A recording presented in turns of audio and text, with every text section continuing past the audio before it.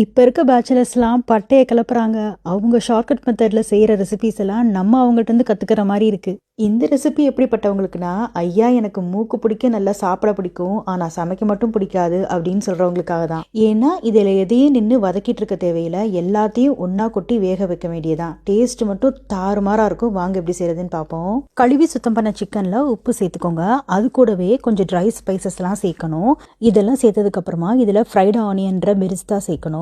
பெரிஸ்தா ரொம்ப ஈஸியாக வீட்டிலேயே செஞ்சு நான் ஸ்டோர் பண்ணி வச்சுக்குவேன். அதோட ரெசிபி நான் உங்ககிட்ட சொல்கிறேன். ஆனியன் இந்த மாதிரி தின்னா ஸ்லைஸ் பண்ணி அதில் வெறும் ஒரே ஒரு ஸ்பூன் எண்ணெய் சேர்த்து ஏர் ஃப்ரையர்லையோ இல்லாட்டினா மைக்ரோவேவ் ஓவன்லையோ வெறும் 10 மினிட்ஸை ரெடி பண்ணி எடுத்துக்கலாம். பயங்கர கிறிஸ்பியாக வரும் ஆயிலில் ஃப்ரை பண்ணுறதை விட.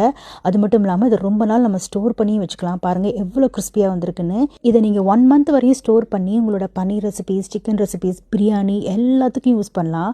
அப்படி இல்லைன்னா நீங்கள் வெங்காயத்தை எண்ணெயில் ஃப்ரை பண்ணி எடுத்து வச்சு கூட 1 வீக் ஸ்டோர் பண்ணி யூஸ் பண்ணலாம். இந்த ஃப்ரைட் ஆனியன் இந்த ரெசிபிக்கு தனித்துவமான ஒரு வாசனையை கொடுக்கும். ஸோ கண்டிப்பாக இதை ஸ்கிப் பண்ணாமல் சேர்த்துக்கோங்க. வீட்டில் செஞ்சோ இல்லை கடையில் வாங்கியோ நீங்கள் சேர்த்துக்கலாம். அதுக்கப்புறமா இதில் கேஷ்யூஸ், பாதாம் பருப்பு இது ரெண்டையும் அதோடவே சேர்த்துட்டு அடுத்ததா வெதுவெதுப்பான பால் சேர்த்து நல்லா இந்த மாதிரி பேஸ்ட்டாக அரைச்சி எடுத்து சிக்கனில் சேர்த்துக்கோங்க.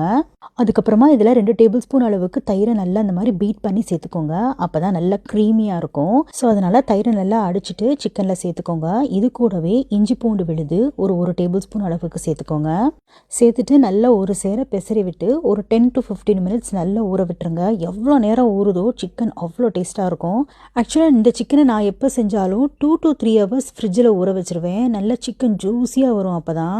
இப்போ ஒரு கடாயில் 2 டேபிள் ஸ்பூன் நெய், அடுத்ததாக ஹோல் கரம் மசாலாலாம் சேர்த்துட்டு நம்ம மேரினேட் பண்ணி வச்சுருந்த சிக்கனை அப்படியே சேர்த்துட்டு சிக்கன் இருந்த பாத்திரத்தில் கொஞ்சமாக தண்ணி ஊற்றி நல்லா அலம்பி அதையும் சேர்த்துக்கோங்க.